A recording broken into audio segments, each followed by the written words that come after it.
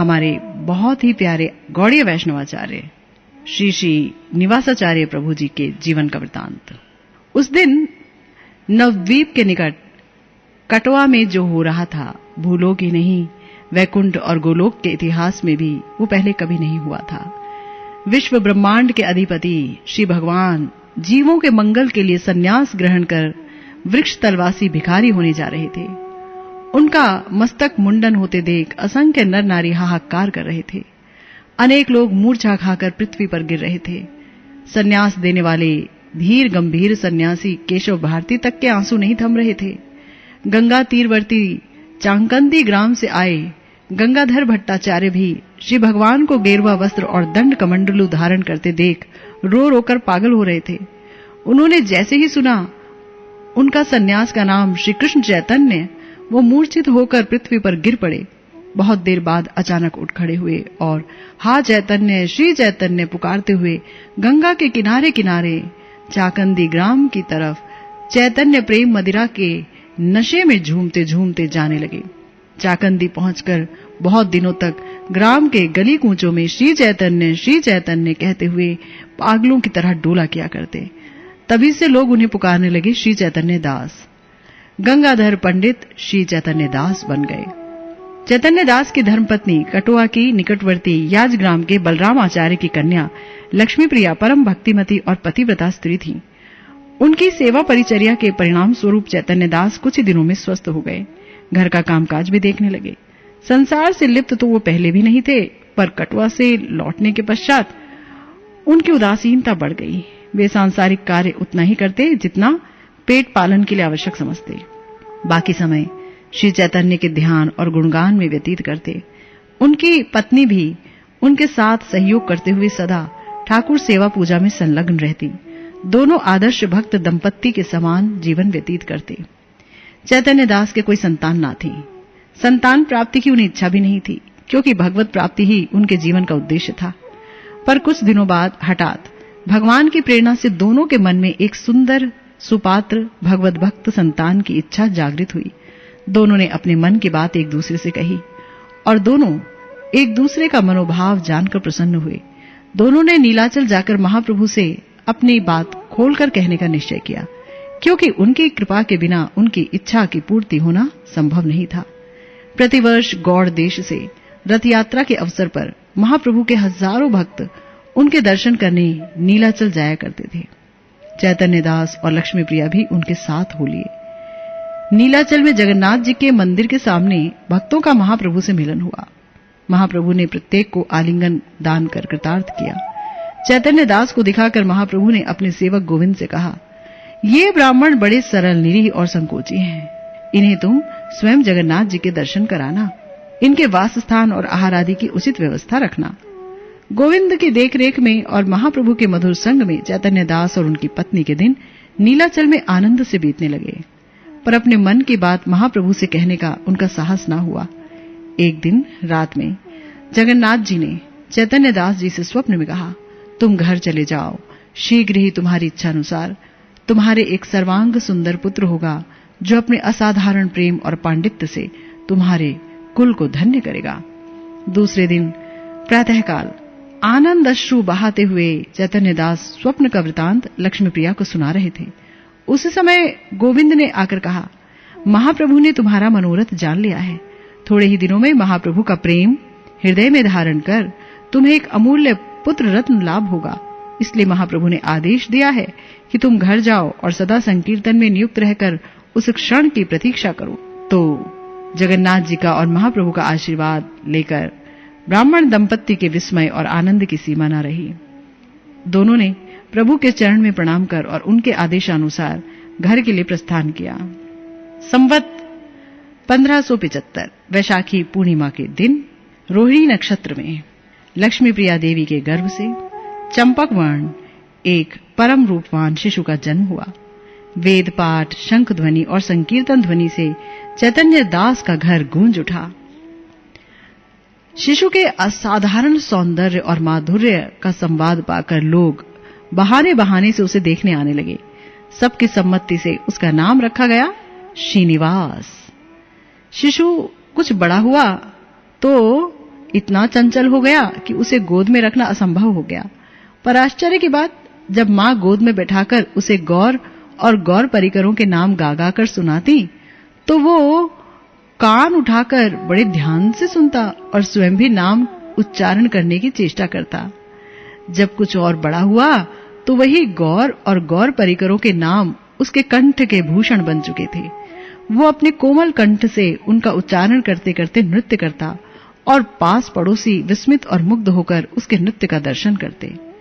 5वें वर्ष में प्रवेश करते ही चैतन्य दास ने उन्हें चाकंदी के महामहोपाध्याय धनंजय वाचस्पति को उसे पढ़ाने लिखाने का भार सौंपा। श्रीनिवास गुरुमुख से पाठ सुनते ही कंठस्थ कर लेते। ऐसे मेधावी छात्र को पाकर वाचस्पति महाशय प्राणपण से उसे पढ़ाने की चेष्टा करने लगे। अपनी असाधारण मेधा और अध्यवसाय के फलस्वरूप श्रीनिवास थोड़े ही समय में व्याकरण, काव्य, अलंकार और दर्शन आदि में सुपंडित हो गए। पांडित्य के साथ साथ उनका प्रेम अनुराग भी बढ़ता गया। गौर प्रेम उनके हृदय की जिस पेटिका में अवरुद्ध था, मानो उसका ढक्कन खुल गया। पांडित्य की तेजोमयी दीप्ति के साथ भगवत प्रेम के सुकोमल माधुर्य मिश्रण से उनका चरित्र एक अपरूप महिमा आकार में रूपायित होने लगा। वैष्णव समाज में जहां तहां उनकी चर्चा होने लगी। गौर भक्तों का ध्यान विशेष रूप से उनकी ओर आकृष्ट हुआ। कहते हैं एक बार नीलाचल में जगन्नाथ जी के मंदिर में भावावेश में नृत्य करते करते महाप्रभु ने श्रीनिवास श्रीनिवास कहकर किसी का आह्वान किया था। कीर्तन के बाद कौतूहलवश लोगों ने उनसे इसका तात्पर्य पूछा तो उन्होंने कहा, मेरे विशुद्ध प्रेम की मूर्ति श्रीनिवास का चाकंदी में आविर्भाव होगा। वो प्रेम और भक्ति शास्त्र का प्रचार कर सारे देश को प्रेम से परिप्लुत करेगा। श्रीनिवास की तप्त कांचन के समान अंग कांति, मुखमंडल पर ज्ञान, वैराग्य और पांडित्य का गांभीर्य और सजल दोनों नेत्रों में प्रेमानुराग के अंजन की लालिमा देखकर भक्तों को संदेह न रहा कि उनके शरीर में श्री चैतन्य महाप्रभु का प्रेम ही मूर्तिमान होकर आविर्भूत हुआ है। गौर प्रेम की मूर्ति श्रीनिवास के पास गौर परिकरों का आना जाना आरंभ हुआ। जब से गौर संन्यास लेकर नीलाचल आए थे, उनके गौड़ देश के परिकर उनके विरह में कातर हो रहे थे। गौर प्रेम में पागल श्रीनिवास द्वारा गौर कथा सुनकर अपनी विरह वेदना कुछ कम करने का पात्र उनको मिला श्रीनिवासाचार्य के माध्यम से, और गौर रस पिपासु श्रीनिवास जी को भी अवसर मिला उनके माध्यम से अपनी पिपासा को कुछ शांत करने का। पर ये जो प्यास थी, ये जो पिपासा थी, वो शांत होने की बजाय बढ़ती गई और उसके साथ तीव्र होती गई श्रीनिवास जी की गौर दर्शन की लालसा। श्री चैतन्य दास श्रीनिवास जी के समान गौर भक्त पुत्र को पाकर धन्य हुए। वे भी जब अवसर पाते श्रीनिवास जी को बिठाकर स्नेहपूर्वक गौर कथा सुनाते। पिता पुत्र दोनों गौरांग महाप्रभु की कथा सुनते कहते भावाविष्ट हो जाते और कभी-कभी संज्ञाहीन अवस्था को प्राप्त होते। चैतन्य महाप्रभु के अन्यतम परिकर श्री नरहरि सरकार ने कटवा के निकटवर्ती श्रीखंड में जन्म लिया था। गया से लौटकर जब श्रीमन महाप्रभु ने नदिया में संकीर्तन आरंभ किया था, तभी वे नदिया चले आए थे। वे उपासना में श्री चैतन्य महाप्रभु के प्रति मधुर भाव रखते थे, क्योंकि वो हैं ब्रज की मधुमती सखी। तो श्रीखंड में गौर विष्णु प्रिया की युगल मूर्ति की प्रतिष्ठा कर युगल सेवा का प्रकाश उन्होंने ही किया था। तो नदिया में वे महाप्रभु की सेवा के आवेश में डूबे रहते थे। अवसर पाकर उनके निकट खड़े होकर चामर डुलाते। नगर संकीर्तन के समय महाप्रभु के अंग की रक्षा के लिए उनके निकट रहते।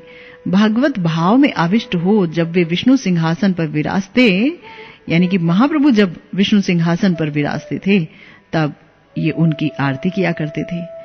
तो महाप्रभु के सन्यास ग्रहण करने के पश्चात गौर विरह में कातर होकर नरहरि श्रीखंड वापस चले गए थे। उन्होंने भी जब गौर प्रेम की मूर्ति श्रीनिवासाचार्य जी के बारे में सुना तो वे उनसे मिलने के लिए बहुत ही व्याकुल हो उठे। श्रीनिवास जी पहले ही नरहरि सरकार के संबंध में अपने पिता से सब जान चुके थे और उनसे मिलने के लिए वो भी बड़े ही उतावले थे। अचानक याजग्राम के पथ पर एक दिन दोनों का मिलन हुआ। श्रीनिवास जी हरि ठाकुर को आत्मसमर्पण कर कृतकृत्य हुए। नरहरि ठाकुर जी ने श्रीनिवास को आलिंगन कर गौर आलिंगन के सुख का अनुभव किया और श्रीनिवास ने उनके आलिंगन से उनके हृदय की गौर विरह अग्निशिखा का अपने हृदय में संचरण होने का अनुभव किया। नरहरि ठाकुर ने मार्ग में ही कुछ देर अश्रु विसर्जन करते हुए गौर के संबंध में अलाप कर श्रीनिवास जी को विदा कर दिया। श्रीनिवास जी घर लौटकर आए तो उनका गौर प्रेमोन्माद 10 गुना बढ़ गया। वे उन्मत्त की तरह कभी रोते, कभी हंसते, कभी नृत्य करते। गौर विरह में उनका रोना देख पाषाण सा हृदय भी विदीर्ण हो जाता। कुछ दिन बाद भावावेग कम होने पर उनकी विरह ज्वाला कुछ शांत हुई, लेकिन तब उस समय एक और वज्रपात हो गया। उनके पिता ने अकस्मात देह छोड़कर निकुंज में प्रवेश किया। पिता उनके लौकिक पिता ही नहीं थे, वे उनके आदि गुरु और गौर लीला रसास्वादन के मर्मी साथी भी थे। उनके अप्रकट होने से वे बिल्कुल निराश्रय हो गए। संसार में रहने का अब उनके लिए कोई आकर्षण न रहा। नीलाचल जाकर श्री चैतन्य महाप्रभु के चरणों में आत्मसमर्पण करने के लिए उनके प्राण छटपट करने लगे। वे जननी को याजी ग्राम में नाना के घर पहुंचाकर नीलाचल जाने की सोचने लगे। याजी ग्राम तो वे जा पहुंचे, पर पति विरह कातरा जननी को छोड़कर तुरंत नीलाचल न जा सके। लक्ष्मी प्रिया अब श्रीनिवास का मुख देखकर ही किसी प्रकार से जीवन धारण कर रही थी। अपने प्राण से भी अधिक प्रिय संतान को सुदूर नीलाचल के पथ पर जाने देने को वो किसी प्रकार राजी नहीं हो रही थी। पर श्रीनिवास जी की अवस्था देखकर वो ये भी भय खा रही थी कि उसे अधिक दिन महाप्रभु से दूर रखकर कहीं उसका कुछ अहित न कर बैठूं। इसीलिए अंत में उन्हें राजी होना ही पड़ा। श्रीनिवास जी नीलाचल के पथ पर चले जा रहे थे। चिर आकांक्षित महाप्रभु के चरण कमल के दर्शन की आशा से हृदय परिपूर्ण है। नेत्रों से आनंद अश्रु की धारा बह रही है। बाह्य ज्ञान बिल्कुल नहीं है तो इतना ही कि वे प्रभु मिलन के पथ पर चले जा रहे हैं। कभी धीरे चलते हैं, कभी भावावेश में अधीर होकर दौड़ने लगते हैं। अनाहार, अनिद्रा और पथ श्रम से शरीर क्षीण हो रहा है। वस्त्र जीर्ण और मलिन है, केश बिखरे हुए और धूल धूसरित, फिर भी तप्त कांचन द्युतिमय उनके शरीर की आभा और मुखारविंद के दिव्य भाव और दीप्ति के कारण पथचारी यात्रियों का ध्यान बरबस उनकी ओर आकर्षित हो रहा है। वे जान रहे हैं कि निश्चय ही ये कोई गौर प्रेम का दीवाना नवयुवक है जो गौर दर्शन के उद्देश्य से नीलाचल की ओर बेसुध भागा जा रहा है। बीच बीच में बाह्य ज्ञान होने पर श्रीनिवास नीलाचल से लौटते हुए यात्रियों से महाप्रभु के कुशल का समाचार सुन लेते हैं। तब उनके हृदय में प्रज्वलित आशा की दीपशिखा प्रबल होती है। पर अकस्मात एक हवा के झोंके से ही ये दीपशिखा बुझ गई। राह में ही उन्हें महाप्रभु के अंतर ध्यान का हृदय विदारक संवाद मिला। उन्हें लगा कि उनके कोमल हृदय को किसी तीक्ष्ण अस्त्र से किसी ने भेद दिया। आर्तनाद कर मूर्छित हो वे भूमि पर गिर पड़े। धीरे धीरे मूर्छा भंग हुई। ज्ञान होने पर फिर से स्मरण हुआ कि महाप्रभु का अंतर्धान हो गया है। जीवन के एकमात्र अवलंब महाप्रभु के दर्शन की अब कोई संभावना न रही। वे आर्त स्वर से रोने और बार बार सर पीटने लगे। इस प्रकार विलाप करते करते फिर संज्ञाहीन होकर पृथ्वी पर गिर पड़े। बार बार मूर्छा और बार बार विलाप करते हुए दिन बीत गया। रात में सोचने लगे कि अब जीवन की सारी आशा ही मिट गई, तो इस जीवन का भार ढोने से क्या लाभ। रात्रि का जब अंधकार घना हुआ तो अग्नि प्रज्वलित कर देह को विसर्जन करने का निश्चय कर वे एक वृक्ष के नीचे लेट गए। विरही प्रेमास्पद के मिलन की आशा में असीम दुख झेलता हुआ भी जीवित रहता है कि शायद हम मिलेंगे, लेकिन मिलन की आशा भी यदि जाती रहे तो जीवन असंभव हो जाता है। पर भगवान के विरह में कोई मरता नहीं। भगवान किसी न किसी उपाय से उसके जीवन की रक्षा करने के लिए सतर्क रहते हैं। वृक्ष के नीचे लेटे लेटे श्रीनिवास जी को दिन भर की मूर्छा और क्रंदन के कारण तंद्रा आ गई, नींद आ गई, क्योंकि उनका शरीर क्लांत हो गया था। उस समय स्वप्न में महाप्रभु श्रीनिवास जी के समक्ष आविर्भूत हुए। श्री चैतन्य महाप्रभु ने यानी गौरांग महाप्रभु जी ने सस्नेह श्रीनिवास जी के मस्तक पर अपना श्री चरण अर्पण किया। फिर उन्हें आलिंगन कर स्नेह से अपने कर कमल से उनके आंसू पोंछते हुए अनेक प्रकार के आश्वासन को प्रदान किया और कहा, गदाधर आदि जितने भी मेरे परिकर हैं नीलाचल में तुम्हारी बेचैनी से प्रतीक्षा कर रहे हैं। तुम शीघ्र वहां चले जाओ। देह त्याग करने का संकल्प छोड़ दो श्रीनिवास। तुम्हारी इस देह से मुझे बहुत से महत्वपूर्ण कार्य कराने हैं। जागने पर श्रीनिवास जी महाप्रभु की अहेतु की कृपा का स्मरण कर बहुत देर तक क्रंदन करते रहे। उनका विरह ताप महाप्रभु के दर्शन से कुछ कम हुआ। सुबह होते ही वे नीलाचल के पथ पर फिर से चल पड़े। कई दिन बाद नीलाचल पहुंचे। उस समय रात हो गई थी। जगन्नाथ जी के मंदिर के सामने जा लेटे।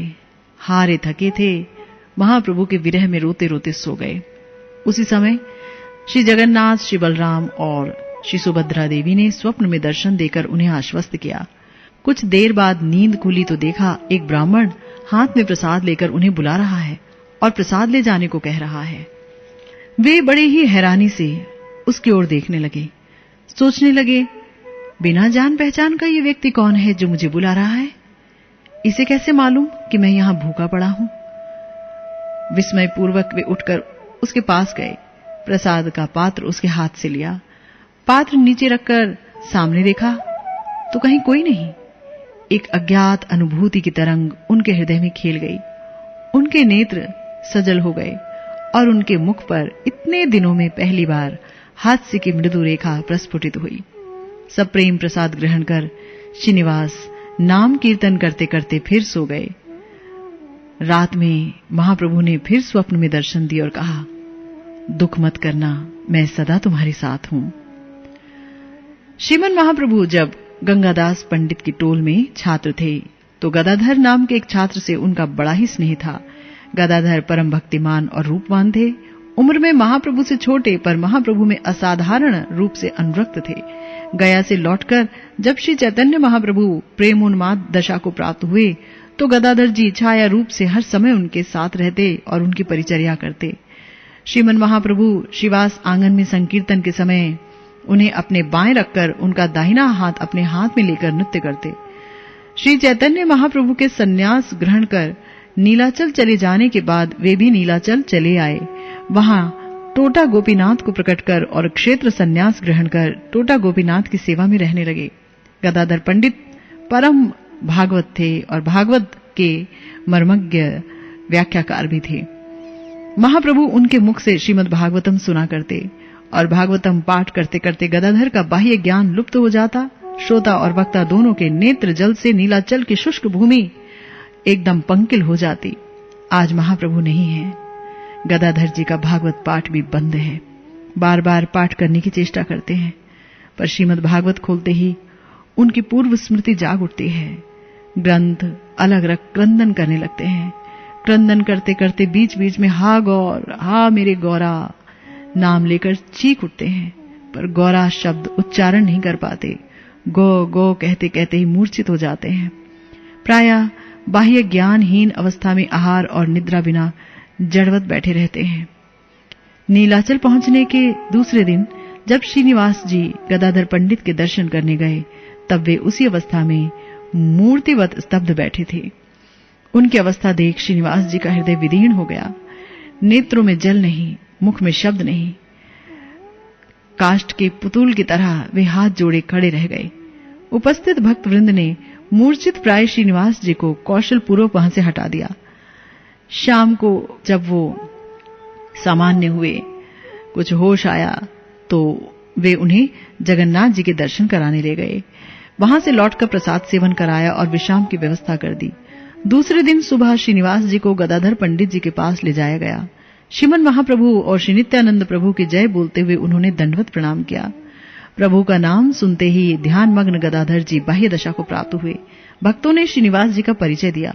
गदाधर जी ने प्रसन्न होकर उन्हें उठाकर अपने हृदय से लगा लिया और फिर निकट बिठाकर स्नेह से उनके अंग पर हाथ फेरते हुए बोले, मैं तुम्हारी प्रतीक्षा कर रहा था। तुम्हारे आने का संवाद मुझे स्वप्न में पहले से ही मिल गया था। श्रीनिवास जी को पाकर गदाधर जी का बाह्यावेश कुछ कुछ लौट आया। उनके साथ गौर प्रसंग में सारा दिन बीत गया। दूसरे दिन गदाधर जी ने श्रीनिवास जी को महाप्रभु के अन्य परिकरों के साथ मिलने के लिए भेज दिया। श्रीमन महाप्रभु के अदर्शन के पश्चात उनके सभी परिकर विरह अनल से जर्जरित अपना देह जैसे तैसे धारण कर रहे थे। स्वरूप दामोदर जी तो उनके अंतर ध्यान का संवाद पाते ही मूर्छित हो गए थे।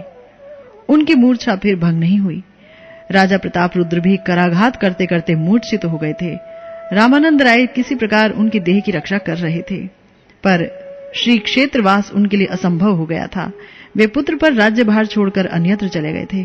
रघुनाथ दास जी वृंदावन चले गए थे। रामानंद राय और सार्वभौम जी एकांत में बैठकर क्रंदन किया करते थे और परस्पर गौर कथा कह जीवन रक्षा की चेष्टा किया करते थे। और रामानंद राय तथा सार्वभौम जी के पास जाकर भी व्याकुल भाव से रोते रोते उन्हें दंडवत किया। उन्हें श्रीनिवास जी के नीलाचल आने का संवाद पहले ही मिल गया था। उन्हें श्रीनिवास जी को पहचानने में देर न लगी। उन्होंने उन्हें उठाकर आलिंगन किया। उनके आंसू पोंछते पोंछते स्वयं भी आंसुओं की नदी बहा दी। कुछ देर बाद संयत होकर महाप्रभु की कुछ चर्चा की। राय रामानंद और सार्वभौम जी से आज्ञा लेकर श्रीनिवास जी ने एक एक कर परमानंदपुरी, वाणीनाथ, शिखिमाइती, शंकर, गोविंद, वक्रेश्वर पंडित, गोपीनाथ आचार्य आदि महाप्रभु के अनेक परिकरों से भेंट की। किसका सामर्थ्य जो विरह व्याकुल गौर परिकरों से श्रीनिवास के मिलन प्रसंग का वर्णन कर सके। श्रीनिवास जी को पाकर गदाधर जी और अनन्य गौर भक्तों का गौर विरह कुछ कम हुआ। उनके साथ गौर प्रसंग में उनके दिन आनंद में बीतने लगे। एक दिन श्रीनिवास जी ने गदाधर पंडित जी से कहा, मुझे आपको भागवत का अध्ययन कराना होगा। गदाधर जी ने कुछ देर रुककर कहा, मेरी बड़ी इच्छा थी तुम्हें भागवत पढ़ाने की, पर मेरे पास जो श्रीमद् भागवतम की पोथी है उसे श्रीमन महाप्रभु भी कभी कभी देखा करते थे। उनके अश्रुजल से उसके बहुत से अक्षर मिट गए हैं। मेरी इच्छा है तुम वृंदावन जाकर श्री जीव गोस्वामी से भागवत अध्ययन करो। कुछ दिन बाद श्रीनिवास जी को पास बिठाकर उन्होंने फिर कहा, देखो, तुम्हारे द्वारा महाप्रभु को बहुत से कार्य करने हैं। तुम गौड़ होते हुए वृंदावन चले जाओ और वहां जीव गोस्वामी जी से श्रीमद् भागवत और अन्य भक्ति ग्रंथों का अध्ययन करो। गदाधर पंडित जी का मधुर संग ना छोड़ने की इच्छा होते हुए भी श्रीनिवास जी एक शुभ दिन उनके चरणों में प्रणाम कर आंसू पोंछते पोंछते उनसे विदा हुए। विदा होते समय गदाधर जी ने मृदु कंठ से कहा, गौड़ जाकर दास गदाधर से कहना, तुम्हारा मित्र अब दूसरे घर जाएगा। श्रीनिवास जी गौड़ देश जा रहे थे, पर प्राणहीन अवस्था में। उनके प्राण तो गदाधर जी के चरणों में ही पड़े रह गए थे। वे ज्यों-ज्यों आगे बढ़ते, गदाधर जी का विरह भी उतना ही बढ़ता जाता। अंत में उन्हें लगने लगा कि वे उनके बिना रह ना पाएंगे। उन्होंने श्री वृंदावन धाम जाने का विचार छोड़ दिया। निश्चय किया कि गौड़ में भागवत की प्रति कहीं से संग्रह कर फिर नीलाचल लौट जाएंगे और गदाधर जी के चरणों में बैठकर नित्य गौर कथा सुनेंगे और भागवत अध्ययन करेंगे। गौड़ देश पहुंचकर उन्होंने नरहरि सरकार से श्रीमद् भागवतम की एक कॉपी ली और नीलाचल के पथ पर चल दिए। याजीपुर पहुंचे तो उन्हें नीलाचल से लौटते हुए यात्रियों से संवाद मिला कि गदाधर पंडित का अंतर्धान हो गया। संवाद प्राप्त करते ही वे मूर्छित होकर भूमि पर गिर पड़े। होश आने पर बार बार सिर पर कराघात कर रोने लगे। महाप्रभु के बाद गदाधर जी के तिरोधान का दुख सहन करना क्या श्रीनिवास जी जैसे कोमल हृदय के लिए किसी प्रकार संभव था? नहीं, ये बहुत ही मुश्किल बात थी। वे ज्ञान हारा हो उन्मत्त की तरह इधर उधर डोलने लगे। तंद्रावस्था में एक दिन गदाधर सहित महाप्रभु स्वप्न में प्रकट हो उन्हें नाना प्रकार से प्रबोध देने लगे और बोले, तुम गौड़ होते हुए श्रीधाम वृंदावन चले जाओ, वहां तुम्हारी सारी वासना पूर्ण होगी। श्रीनिवास जी उनकी आज्ञा शिरोधार्य कर गौड़ की ओर चल दिए। श्रीनिवास जी अब समझ गए कि क्यों गदाधर जी ने आग्रह कर इतना शीघ्र उन्हें गौड़ भेज दिया था। वे नीलाचल पहुंचने के पूर्व गदाधर जी द्वारा बेचैनी से उनकी प्रतीक्षा किए जाने का कारण भी समझ गए। गदाधर जी उनके कारण ही इतने दिन जी रहे थे। अब वे मार्ग में ये सोचते चले जा रहे थे कि श्रीमन महाप्रभु और गदाधर पंडित के अंतर्ध्यान के बाद उनके मुख्य अवलंब हैं श्रीपाद नित्यानंद और श्री अद्वैताचार्य। वे अपने पिता से सुन चुके थे कि ये दोनों ही श्रीमन महाप्रभु के अभिन्न विग्रह हैं और उनके आदेश से गौड़वासी जीवों पर दया करने के उद्देश्य से गौड़ में रह रहे हैं। उन्हें आशा थी कि उनकी शरण में जाने से अवश्य शांति मिलेगी, पर दैव जब विपरीत होता है तो आपद विपद की कोई सीमा नहीं रखता। मार्ग में ही उन्हें नीलाचल जाने वाले गौर भक्तों से संवाद मिला कि नित्यानंद प्रभु और अद्वैताचार्य प्रभु ने अपनी लीला समेट ली है। इस बार भी श्रीनिवास जी जितना मर्माहत हुए और उनकी जो दशा हुई उसका वर्णन करना संभव नहीं। बाह्य दृष्टि से तो इतना ही कहा जा सकता है कि मूर्छा, रोदन और विलाप का क्रम जो थोड़ी देर पहले टूट गया था फिर से आरंभ हो गया। सारा दिन और सारी रात क्रंदन में ही बीते। शेष रात्रि में तंद्रा आने पर नित्यानंद प्रभु और अद्वैताचार्य ने स्वप्न में कहा, लो श्रीनिवास, लो हमारे दर्शन करो, हम कहीं गए थोड़े ही हैं, सदा तो तुम्हारी साथ हैं। धैर्य धारण कर शरीर की रक्षा करो। तुम्हारे शरीर से महाप्रभु को बहुत से कार्य कराने हैं। अब तुम अविलंब गौड़ दर्शन कर वृंदावन चले जाओ। यदि गौर और उनके परिकर इस प्रकार बार बार श्रीनिवास जी को दर्शन देकर आश्वस्त ना करते तो उनका जीवन धारण करना असंभव हो जाता। श्रीनिवास जी शोक संताप की असहनीय वेदना को संयम के कठोर आवरण से आबद्ध कर अश्रु पोंछते पोंछते गौड़ के पथ पर फिर से अग्रसर हुए। कई दिनों की यात्रा के बाद श्रीनिवास जी श्रीखंड पहुंचे। नरहरि सरकार ठाकुर और स्थानीय भक्तों के दर्शन कर वे नवद्वीप चले आए।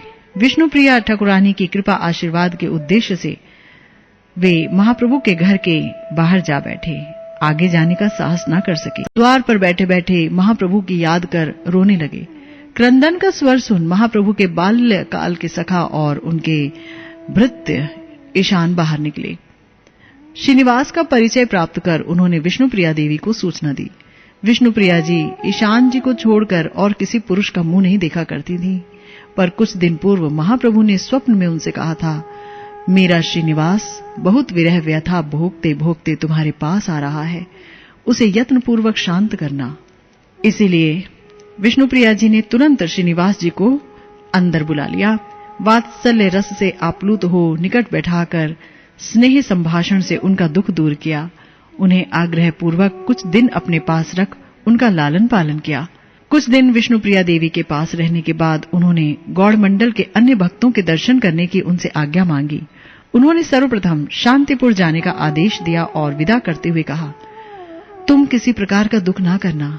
शांतिपुर में श्री अद्वैताचार्य जी के दर्शन तुम्हें अवश्य मिलेंगे। श्रीनिवास जी ने सोचा कि एक बार पहले नित्यानंद प्रभु के साथ अद्वैताचार्य जी स्वप्न में दर्शन दे चुके हैं, उसी प्रकार फिर कृपा करेंगे। पर श्रीनिवास जब शांतिपुर पहुंचे तो देखा कि एक महापुरुष उनकी ओर बढ़े ही चले आ रहे हैं। उनके विशाल वक्ष, प्रशस्त ललाट, अजानुलंबित भुजाएं और तेजोमय प्रशांत गंभीर मूर्ति को देखकर श्रीनिवास जी को उन्हें पहचानने में देर न लगी।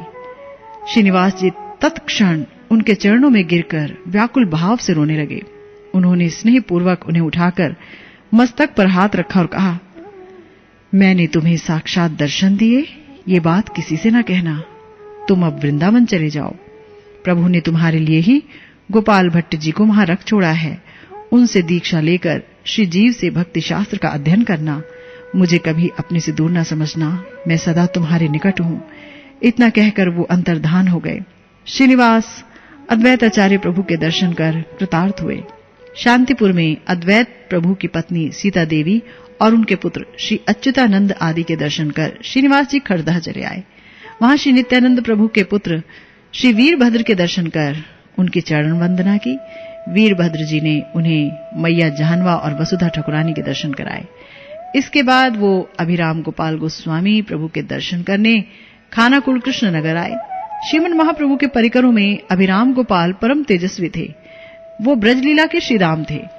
श्रीमन महाप्रभु और उनके परिकरगण जन्म आदि का अनुकरण कर आविर्भूत हुए थे, पर अभिराम जी के बारे में कहा जाता है कि वो नित्यानंद प्रभु के आह्वान पर द्वापर युग के 7 हाथ लंबी मूर्ति के रूप में गिरि गोवर्धन जी की गुफा से ही बाहर आए थे और श्रीमन महाप्रभु की इच्छा से उन्होंने 4 हाथ परिमाण की मूर्ति धारण कर ली, यानी 4 हाथ लंबे हो गए। वो सदा ब्रज गोपालगण के अनुरूप वेश धारण करते और सखा रस में आविष्ट रहते। उनके पास जय मंगल नाम का एक चाबुक रहता।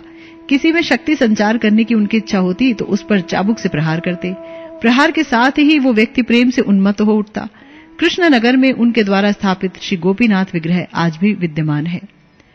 श्रीनिवास जी ने अभिराम ठाकुर जी के निकट जाकर जब उनकी चरण वंदना की तो उन्होंने श्रीनिवास जी को 10 कौड़ियां दी और बाजार से सामान लाकर अपने लिए रसोई बनाने को कहा। श्रीनिवास जी 10 कौड़ियों में जो थोड़ा सा सामान मिला खरीद लाए। रसोई बनाकर वो जैसे ही भोग लगाने जा रहे थे, 4 और व्यक्तियों को अभिराम ठाकुर ने उनके पास भोजन करने भेज दिया। अभिराम ठाकुर के पराक्रम से उन 4 व्यक्तियों ने पेट भर भोजन किया। जो बचा रहा वो श्रीनिवास जी के लिए पर्याप्त था। प्रसाद ग्रहण कर श्रीनिवास ने फिर अभिराम ठाकुर के पास जाकर उनके चरणों में प्रणाम किया। तब अभिराम ठाकुर ने जय मंगल यानी अपनी चाबुक को हाथ में लेकर उनकी पीठ पर प्रहार करना प्रारंभ किया। दूसरी बार प्रहार करने के बाद ही श्रीनिवास आचार्य जी प्रेम में उन्मत्त हो गए। तीसरी बार प्रहार करने जा रहे थे तो उसी समय मालिनी देवी आकर चाबुक को पकड़ ली और उन्होंने कहा, अरे नहीं, इन्हें प्रभु के बहुत से कार्य करने हैं। यदि ये प्रेम में और अधिक उन्मत्त हो गया तो वो कार्य कौन करेगा। अभिराम ठाकुर और मालिनी देवी से विदा लेकर श्रीनिवास जी एक बार फिर श्रीखंड गए। श्री नरहरि ठाकुर से वृंदावन जाने की अनुमति मांग मातृचरण के दर्शन करने के उद्देश्य से याजीग्राम गए। मैया लक्ष्मी प्रिया पुत्र वियोग में बहुत ही दुबली हो गई थी। उनकी दशा देखकर श्रीनिवास जी को कुछ दिन के लिए वृंदावन जाने का संकल्प त्याग देना पड़ा। लक्ष्मी प्रिया अब उन्हें कभी भी अपनी आंखों से ओझल नहीं होने देना चाहती थी, पर श्रीमन महाप्रभु ने श्री नित्यानंद प्रभु के साथ स्वप्न में प्रकट हो उन्हें अविलंब वृंदावन जाने का आदेश दिया। आदेश प्राप्त कर श्रीनिवास वृंदावन जाने को इतना व्याकुल हो उठे कि जननी को भी लाचार होकर वृंदावन जाने की अनुमति देनी पड़ी। क्रंदन करती हुई वृद्धा जननी के चरणों में प्रणाम कर श्रीनिवास चल पड़े श्री वृंदावन धाम की ओर। अग्रदीप, कटोआ, एक चक्रा, गया, काशी, प्रयाग होते हुए वो वायु वेग से भाव विभल अवस्था में वृंदावन की ओर भागे चले जा रहे थे। हा रूप, हा सनातन, हा गोपाल भट्ट, कब दर्शन दोगे, यही उनके अंतःकरण की एकमात्र पुकार थी। उनके पूर्वानुभव ने उन्हें सशंकित और भयभीत कर दिया था कि वो जब भी जिनके दर्शन के लिए घर से निकले, मार्ग में ही उनके अदर्शन का संवाद प्राप्त कर मर्माहत हुए थे। कहीं फिर क्रूर दैव ऐसा ही ना करे, ये चिंता उन्हें दिन रात उद्विग्न किए हुई थी। अयाचित वृत्ति से जीवन निर्वाह करते हुए और आहार निद्रा की चिंता किए बगैर बहुत दिन चलकर क्लांत और बहुत ही कमजोर अवस्था में मथुरा पहुंचकर उन्होंने ठंडी सांस ली। विश्राम घाट पर बैठे विश्राम कर ही रहे थे और सोच रहे थे कि हाँ, रूप सनातन जी से मुलाकात होगी, उनके दर्शन होंगे। उनका हृदय उत्फुल्ल हो गया था। उसी समय किसी ने बताया कि कुछ ही दिन पहले श्री रघुनाथ भट्ट, श्री सनातन और श्री रूप जी का अंतर्धान हो गया है। तत्काल श्रीनिवास गंभीर मूर्छा में भूमि पर लौट गए। मूर्छा भी असहनीय वेदना को कम करने का प्रभु का एक बहुत ही अच्छा विधान है। यदि ये ना हो तो शायद बहुत बार वो वेदना घातक सिद्ध हो। श्रीनिवास जी के लिए ये वेदना शायद घातक ही सिद्ध होती यदि उन्हें गंभीर मूर्छा न आ गई होती। जब तक श्रीनिवास जी मूर्छित अवस्था में विश्राम घाट पर विश्राम कर रहे हैं, आइए हम इस बात पर तो विचार कर लें, क्या उनका जन्म निरंतर विरह वेदना को भोग करने, रोने और बार बार वज्रपात के कारण बार बार मूर्छा का सहारा लेकर जीवन रक्षा करने के लिए ही हुआ था? क्या श्रीमन महाप्रभु ने गदाधर पंडित, श्री नित्यानंद प्रभु, श्री अद्वैताचार्य, श्री रूप और श्री सनातन के साथ कोई योजना बना ली थी, जिसके अनुसार प्रत्येक ने अपने दर्शनाकांक्षी श्रीनिवास को पथ में ही अपने अंतर्धान का संवाद सुनवाकर मर्माहत करने का व्रत ले लिया था? यदि उनकी ऐसी योजना थी तो इसका उद्देश्य भी कुछ अच्छा ही रहा होगा, क्योंकि मंगलमय भगवान जो करते हैं अपने भक्त के मंगल के लिए ही करते हैं। कदाचित उनका उद्देश्य था कि श्रीनिवास को विरह अग्नि में तपाकर उनके स्वरूप को और उज्जवल बनाया जाए, उनके प्रेम को और अधिक पुष्ट किया जाए। एक गूढ़ बात यह भी है, शास्त्र का सिद्धांत है कि सांसारिक बंधु बांधवों का विरह बहुत दुखदायी होता है, भीतर भी और बाहर भी। किंतु भगवान और उनके परिकरों का विरह बाहर से दुखदायी होते हुए भी भीतर से परम मंगलमय होता है। उनका विरह जितना तीव्र होता है उतना ही वो अंतरात्मा में उनके सूक्ष्म मिलन का अनुभव कराकर एक अनिर्वचनीय आनंद की सृष्टि करता है। बहुत देर बाद श्रीनिवास जी की चेतना धीरे धीरे लौटने लगी। वे उठ खड़े हुए और निरुद्देश्य यहां वहां घूमने लगे। अब वृंदावन जाने का कोई मतलब ही नहीं रहा। जहां जाते हैं वहां कुछ न कुछ अमंगल ही होता है। अपने को साक्षात अमंगल स्वरूप जान उन्होंने वृंदावन जाने का विचार त्याग दिया। गौड़ देश भी लौटकर क्या करेंगे, वहां जाकर भी किसी नए अमंगल की सृष्टि करेंगे। ये सोचकर उद्भ्रांत अवस्था में घूमते फिरते उन्होंने जंगल में प्रवेश किया। कुछ दूर जाकर एक वृक्ष के नीचे बैठ गए। रोते रोते नींद आ गई। शेष रात्रि में श्री रूप और श्री सनातन स्वप्न में आविर्भूत हुए और स्नेहपूर्ण वाक्यों से प्रबोध देने के पश्चात उन्होंने कहा, तुम अविलंब वृंदावन चले जाओ। हमारे ही अभिन्न आत्मा श्री गोपाल भट्ट तुम्हारी बाट देख रहे हैं। उनसे जाकर दीक्षा ग्रहण करो। हमारे लिखे ग्रंथों का यत्न पूर्वक अध्ययन करो। फिर गौर मंडल जाकर तुम उनका प्रचार करना। यही तुम्हारे लिए महाप्रभु की आज्ञा है, उसका पालन करो। इसके साथ ही उनकी निद्रा भंग हो गई। महाप्रभु के पूर्वादेश का भी उन्हें स्मरण हो आया। बहुत चेष्टा कर उन्होंने धैर्य धारण किया और श्री वृंदावन धाम की ओर प्रस्थान किया। इधर श्री वृंदावन धाम में एक दिन पूर्व श्री रूप और श्री सनातन ने स्वप्न में श्री गोपाल भट्ट और श्री जीव को एक साथ दर्शन देकर श्रीनिवास जी के वृंदावन आने की सूचना दे दी। श्री गोपाल भट्ट से कहा कि उन्हें दीक्षा दी जाए और श्री जीव से यत्न पूर्वक शास्त्र अध्ययन कराने को कहा। दूसरे दिन जब श्री जीव गोविंद जी के दर्शन को गए तो देखा कि मंदिर के प्रांगण में एक नवयुवक मूर्छित पड़ा है। मंदिर के पुजारी, कर्मचारी और अन्य भक्त उसके चारों ओर खड़े आश्चर्यचकित से उसकी भावदशा देख रहे हैं। उसके नेत्रों से अविरल अश्रुधार बह रही है। शरीर में कभी प्रबल कंप और कभी वैवण्य हो रहा है। उसका शरीर एकदम मलिन है और वो दुबला पतला है, पर मेघावृत चंद्र के समान उससे निर्मल तेज बाहर निकल रहा है। श्री जीव देखते ही समझ गए यही श्रीनिवास है। उन्होंने श्रीनिवास का सिर अपने गोद पर रखकर अनेक प्रकार से उन्हें सचेत करने की चेष्टा की, पर वो सफल ना हुए। तब उपस्थित भक्तगणों की सहायता से वे उन्हें अपनी कुटिया में ले आए।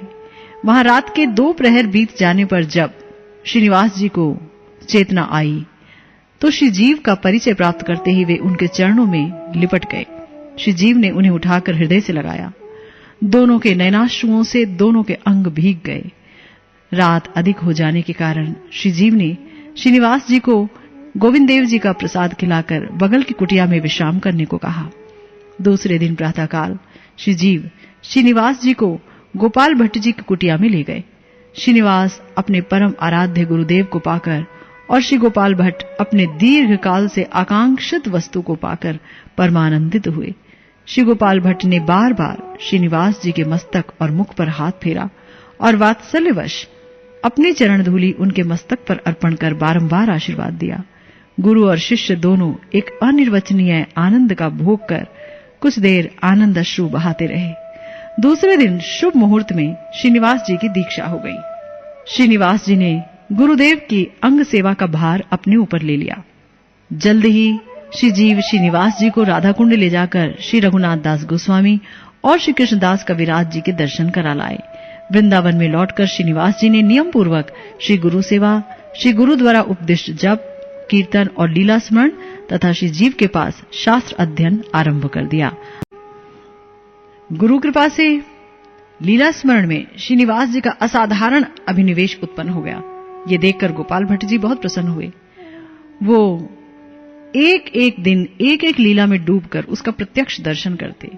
एक दिन गौर लीला में प्रवेश कर उन्होंने देखा कि वो सुगंधित तेल, माला, चंदन आदि से श्रीमन महाप्रभु की सेवा कर उनके पास चामर डुला रहे हैं। उसी समय प्रभु के इशारे पर दूसरे सेवक ने महाप्रभु के गले से माला उतारकर श्रीनिवास जी को पहना दी। जब श्रीनिवासाचार्य जी का ध्यान भंग हुआ तो उन्होंने देखा कि वही माला उनके गले में सच में लटक रही है। ऐसे ही एक दिन बसंत के अवसर पर वे ब्रजलीला का ध्यान कर रहे थे। ध्यान करते करते मंजरी रूप से ब्रज गोपियों के साथ श्री कृष्ण की होली लीला में प्रवेश कर गए। उन्होंने देखा कि होली खेलते खेलते राधा रानी के हाथ का गुलाल समाप्त हो गया है। उसी समय उन्होंने गुलाल लाकर उन्हें दे दिया।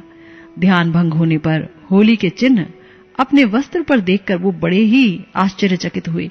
दूसरे लोग भी ये देखकर चकित हुए कि उनका सर्वांग होली के रंग से रंगा हुआ है। अध्ययन में भी श्रीनिवास जी का बहुत ही तीव्र अनुराग था। श्री जीव जैसे अद्वितीय अध्यापक थे, श्रीनिवास जी वैसे ही अद्वितीय मेधावी छात्र। ऐसे गुरु और शिष्य के संयोग का फल अपूर्व और अतुलनीय होना ही था। थोड़े ही समय में श्रीनिवास श्रीमद् भागवत और अन्य भक्ति शास्त्रों में पारंगत हो गए। एक दिन श्री जीव भक्त मंडली के बीच उज्जवल नीलमणि के एक श्लोक की व्याख्या कर रहे थे, जिसका अर्थ था कि मथुरा जाने से पहले श्री कृष्ण ब्रज द्वार पर अपने हाथ से जिस कदम्ब के पौधे का रोपण कर कर गए थे उसमें समय से पहले ही फूल खिल गए थे, जबकि अन्य कदम्ब के वृक्ष जो उससे भी पहले बोए गए थे वो बिना फूल के थे। प्रश्न था कि उसी कदम्ब के वृक्ष में ही फूल कैसे आ गए। श्री जीव ने सभी भक्तों से इस प्रश्न का उत्तर पूछा, पर कोई भी संतोषजनक उत्तर ना दे पाया। श्रीनिवास जी ने कहा, मथुरा जाकर श्री कृष्ण अपने हाथ से लगाए गए उस पौधे की चिंता किया करते थे। सोचा करते थे अब वो बड़ा हो गया होगा, उसमें फूल आने को होंगे। उनकी चिंता रूपी वारी से सींचे जाने के कारण ही वो शीघ्र बड़ा हो गया और उसमें फूल खिलाए। श्रीनिवास के मुख से ये सुसिद्धांत सुनकर श्री जीव बहुत प्रसन्न हुए। भक्तगण ने भी श्रीनिवास जी की बहुत प्रशंसा की। ऐसे ही एक दिन श्री जीव ने श्री गोविंद जी के मंदिर में पंडितों और भक्तों की सभा की। सभा में श्रीनिवास जी के पांडित्य, शास्त्र अधिकार और भजन निष्ठा आदि की प्रशंसा की और कहा, मैं आज श्रीनिवास को आचार्य ठाकुर की उपाधि से भूषित करना चाहता हूं। आप लोगों का क्या मत है? सबके परमानंद पूर्वक इस प्रस्ताव का अनुमोदन करने पर श्री जीव ने श्रीनिवास जी को ये उपाधि दी। श्रीनिवास उस दिन से आचार्य ठाकुर कहलाने लगे। इसी समय श्रीमन महाप्रभु के विधान अनुसार श्री वृंदावन धाम में श्रीनिवास के ही समान भक्ति की मूर्ति स्वरूप दो और विभूतियों का आगमन हुआ। एक थे पद्मा तीरस्थ खेतुरी के राजा कृष्णानंद के पुत्र नित्यानंद प्रभु के दूसरे प्रकाश श्री नरोत्तम दास, जिन्हें श्रीमन महाप्रभु ने वृंदावन जाकर लोकनाथ गोस्वामी जी का आश्रय ग्रहण करने का स्वप्न आदेश दिया था। दूसरे थे श्री श्यामानंद, जिन्हें उनके गुरु श्री हृदय चैतन्य ने वृंदावन में श्री जीव गोस्वामी के अनुगत्य में अध्ययन और भजन करने का आदेश दिया था। दोनों ही वृंदावन में आचार्य श्रीनिवास के अंतरंग साथी हो गए। वे उनके साथ ब्रज के विभिन्न स्थानों में भ्रमण किया करते, कृष्ण लीला का अभिनय कर ब्रजवासियों को लीला रस का आस्वादन कराया करते और एकांत में बैठकर इष्ट गोष्ठी किया करते। एक दिन श्रीनिवास और नरोत्तम गोवर्धन के एक निर्जन एकांत स्थल पर बैठे भगवत चिंतन कर रहे थे। सहसा उन्होंने सुनी गोवर्धन कंदरा में से आती हुई श्री कृष्ण की वंशी ध्वनि और उनकी नासिका एक दिव्य सौरभ से परिपूर्ण हो गई। दोनों को मूर्छा आ गई। कुछ देर बाद मूर्छा भंग हुई तो सामने एक गोप कुमार को देखकर पूछा, तुम यहां इस निभृत वन में कैसे? गोप कुमार ने कुछ हंसकर कहा, मेरा अपना कोई काम नहीं, केवल तुम लोगों की रक्षा करने आया था। इस स्थान में हिंसक जीव जंतुओं का बड़ा भय रहता है। हम लोग यहाँ गोचारण करते हैं, कहाँ क्या है भली भांति जानते हैं।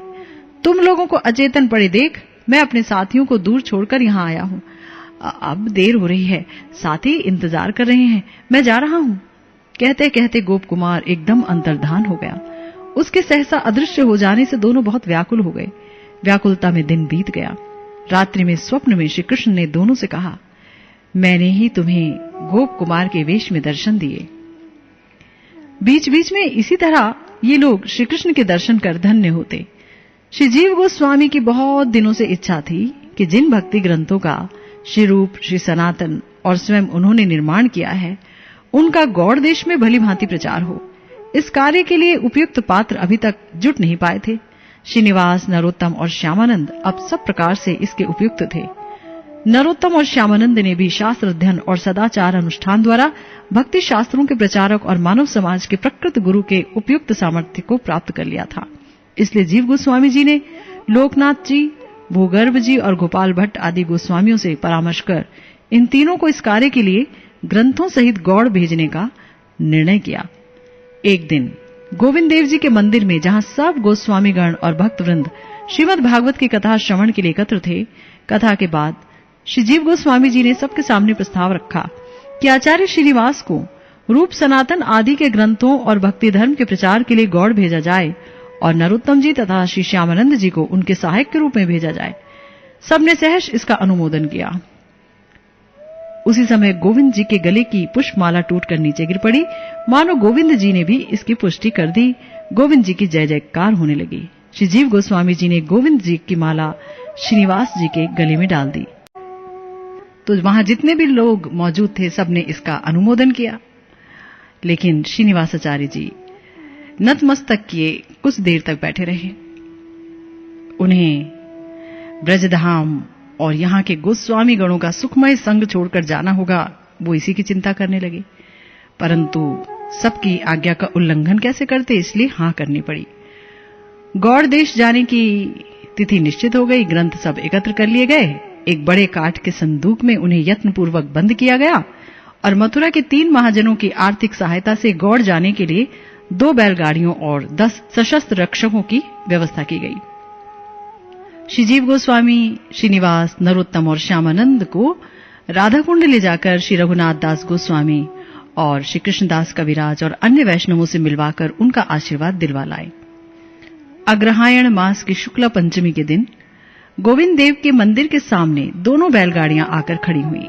एक बैलगाड़ी पर ग्रंथों का संदूक रखा गया तो दूसरी पर आचार्य श्रीनिवास, श्री नरोत्तम जी और श्री श्यामानंद जी को बैठना था।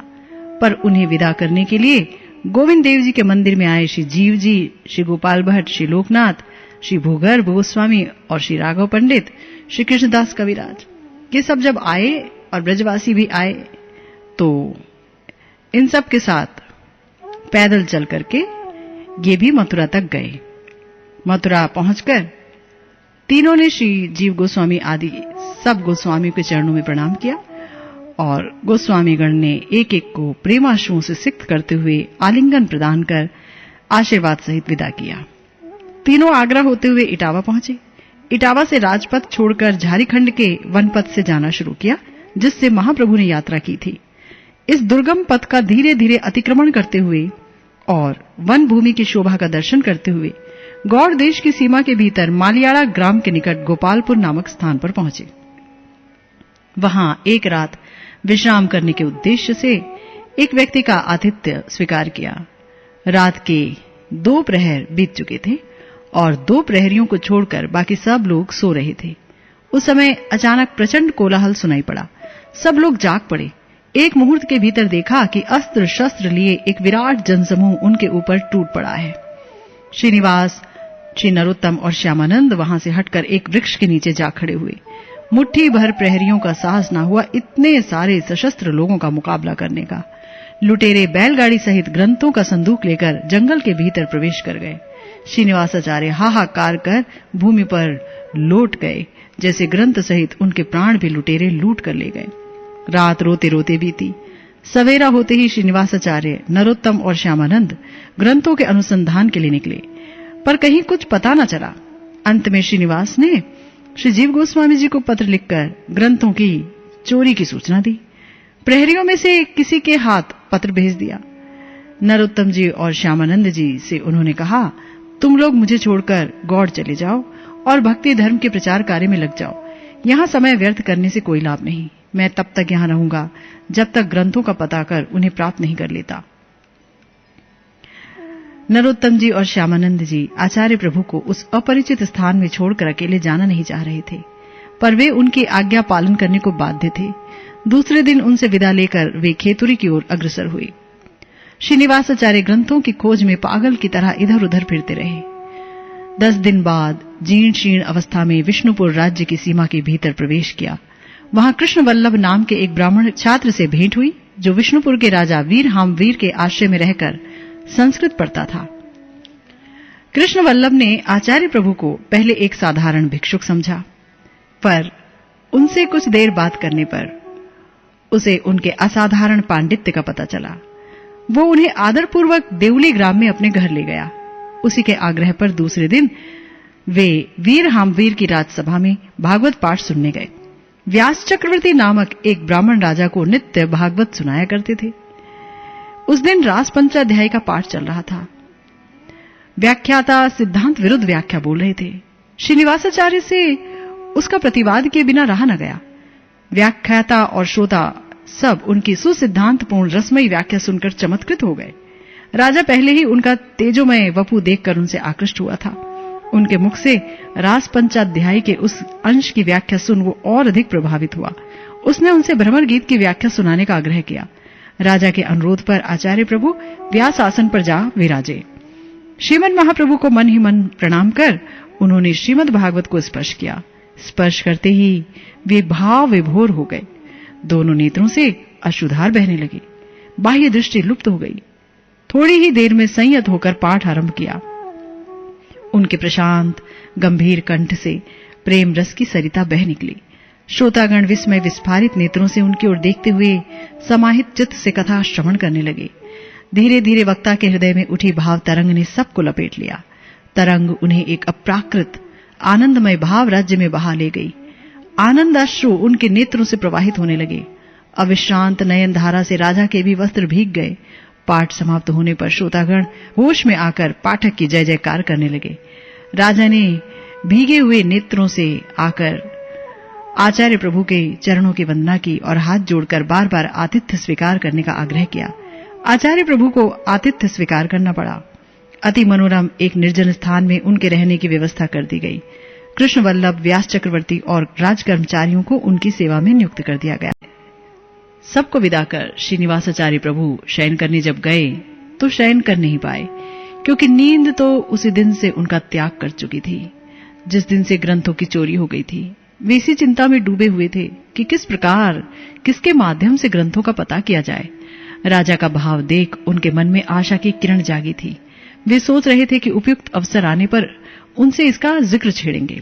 इधर राजा भी कई दिनों से दुखी थे। उनसे कोई ऐसा घृणित कार्य बन गया था जिसके कारण उनका हृदय आत्मग्लानि में जला जा रहा था। उन्हें शांति एक क्षण को भी न थी।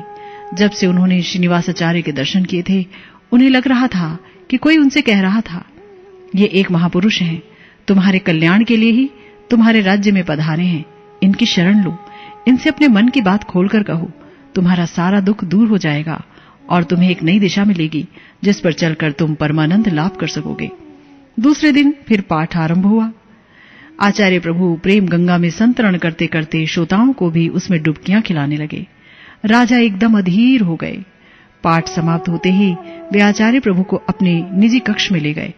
उनके चरणों में बैठकर उनका विशेष परिचय और विष्णुपुर आने का कारण पूछने लगे। श्रीनिवासाचार्य जी ने आदि से अंत तक अपने जीवन की पूरी कहानी सुना दी। राजा फटे हुए नेत्रों से उनकी ओर देखते रहे। जब उन्होंने गोपालपुर में ग्रंथों की चोरी की बात कही, तब राजा ने सिर में कराघात कर उच्च स्वर में रोदन करते हुए उनके चरण पकड़ लिए। श्रीनिवासाचार्य राजा का अकस्मात इस प्रकार का आचरण देख बहुत ही हैरान हुए। थोड़ी देर में कुछ संयत हो राजा वेदना भरे स्वर में बोले, प्रभु, मैं ही वो नराधम डाकुओं का सरदार हूं जिसने आपके ग्रंथों की चोरी की है। राजा होते हुए भी मैं राज्य के बाहर अपने सैनिकों को लूटपाट करने के लिए भेजता रहा हूं। डकैती और लूटपाट मेरी साधारण वृत्ति बनी हुई थी। मेरे ज्योतिषी ने मुझे बताया था कि आपके उस संदूक में एक अति दुर्लभ बहुमूल्य पदार्थ है, इसलिए मैंने उसका अपहरण करवाया था।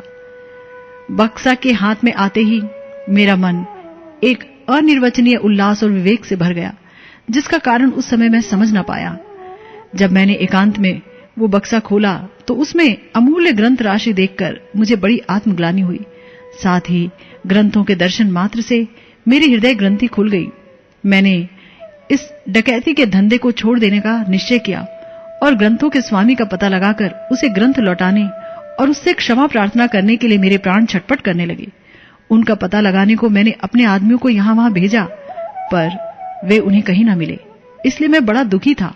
आत्मग्लानि और पश्चाताप से मेरा हृदय फटा जा रहा था। प्रभु की कृपा से आज आपको पाकर मेरा सब दुख दूर हुआ। अब आप जो चाहे दंड दीजिए मुझे और मुझे इस अपराध से मुक्त कर लीजिए।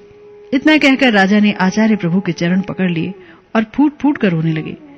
आचार्य प्रभु विस्मय और आनंद से अधीर हो उठे। एक ही क्षण में उनकी सारी चिंता दूर हो गई। राजा को उठाकर गंभीर भाव से आलिंगन करते हुए उन्होंने आनंद अश्रुओं से उन्हें सिक्त किया। दूसरे दिन आचार्य प्रभु के आदेश से ग्रंथों का पूजन हुआ। कुछ दिन बाद आषाढ़ी कृष्णा तृतीया को राजा के विशेष आग्रह पर आचार्य प्रभु ने उन्हें दीक्षा दी। राजमहिषी सुलक्षणा देवी और राजकुमार धाड़ी हामवीर, व्यास चक्रवर्ती, कृष्णवल्लभ और अन्य विष्णुपुर निवासी आचार्य प्रभु से दीक्षा लेकर धन्य हुए। दीक्षा के बाद वीर हामवीर जी का नाम हुआ श्री चैतन्य दास और व्यास चक्रवर्ती जी का नाम हुआ श्री व्यासाचार्य। कुछ ही दिनों में विष्णुपुर राज्य भगवत नाम गुणगान की मधुर झंकार से मुखरित हो उठा। आचार्य प्रभु ने सब संवाद पत्र द्वारा वृंदावन भेजा। जिस बैलगाड़ी से ग्रंथ आए थे उसे भी राजा ने स्वेच्छा से गोविंद जी, गोपीनाथ जी और मदन मोहन जी के लिए बहुमूल्य सामग्री से परिपूर्ण कर पत्रवाहक के साथ वृंदावन भेज दिया। नरोत्तम और श्यामानंद जी उस समय खेतड़ी के निकट गोपालपुर में थे। उनके पास भी संवाद भेजा गया। ग्रंथों की प्राप्ति का संवाद प्राप्त करते ही वे आनंद से नृत्य करने लगे। श्रीनिवासाचार्य जी को याजिग्राम छोड़े बहुत दिन हो गए थे। वृद्धा जननी कातर भाव से उनके लौटने की प्रतीक्षा कर रही थी। एक दिन उन्होंने राजा के निकट याजिग्राम जाने का अपना संकल्प व्यक्त किया। राजा अनिच्छुक थे, लेकिन तो भी वे कुछ कह न सके। ग्रंथों के संदूक और बहुमूल्य द्रव्य आदि के साथ उन्हें विदा किया। कृष्णवल्लभ, व्यास चक्रवर्ती और बहुत से लोग उनके साथ गए। यथा समय श्रीनिवास जी याजिग्राम पहुंचे। अकेली लक्ष्मी प्रिया देवी ने इतने दिन संतान के बिना कैसे बिताए, इसका अनुमान लगाना कठिन है। आज उन्हें राजा प्रदत्त बहुमूल्य द्रव्य और शिष्य वर्ग के साथ अचानक आया देखकर उनके आनंद की सीमा न रही। स्थानीय भक्तवृंद आचार्य प्रभु के शुभागमन का संवाद प्राप्त कर उनके दर्शनों को आने लगे। उन्होंने उनसे नवद्वीप, कटवा, शिखंड आदि स्थानों के भक्तों का कुशल समाचार पूछा।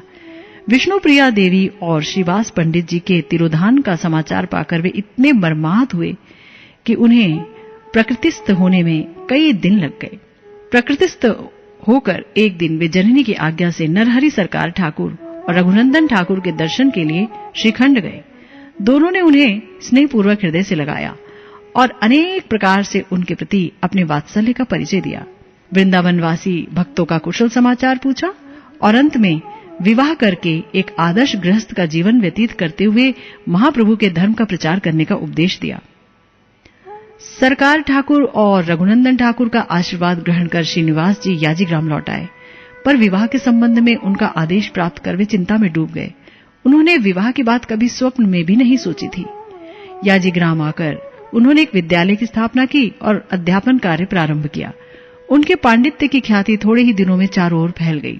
दूर दूर से विद्यार्थी आने लगे। याजिग्राम विद्यार्थियों से परिपूर्ण हो गया। महाप्रभु के सरस भक्ति धर्म का प्रचार भी उन्होंने करना आरंभ किया। याजिग्राम और उसके चारों ओर घर घर में संकीर्तन की धूम मच गई। आचार्य प्रभु अपने घर के निकट एक वृक्ष के नीचे शिष्यों सहित भगवत प्रसंग में लीन थे।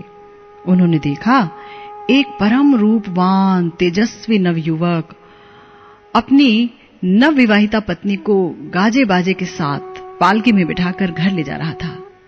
तब उन्होंने वेदना भरे कंठ से अपने शिष्यों से कहा, आहा, देखो देखो, ये नवयुवक कैसा रूपवान और तेजस्वी है, देवता के समान लगता है। हाय, पर इसका यौवन प्रभु की सेवा में ना लगकर कामनी की सेवा में व्यर्थ होगा, ये सोचकर बड़ा ही दुख होता है। आचार्य प्रभु के शब्दों ने तरुण के कर्ण में प्रविष्ट करते ही उसके सोए हुए वैराग्य को जगा दिया। उस युवा ने जैसे ही मुड़कर आचार्य प्रभु की ओर देखा तो उसे लगा कि उसके हृदय में बिजली खेल गई और उस एक ही मुहूर्त में मानो उसका सब कुछ बदल गया। कुछ दिन बाद नवयुवक आचार्य प्रभु के समीप आया और उनके चरणों में गिरकर रोते रोते कहने लगा, हे प्रभु, आपने कृपा कर मेरे नेत्र खोल दिए हैं। अब मैं संसार में एक क्षण भी नहीं रह सकता। मुझे अपने चरणों का आश्रय प्रदान कर माया बंधन से मुक्त करें।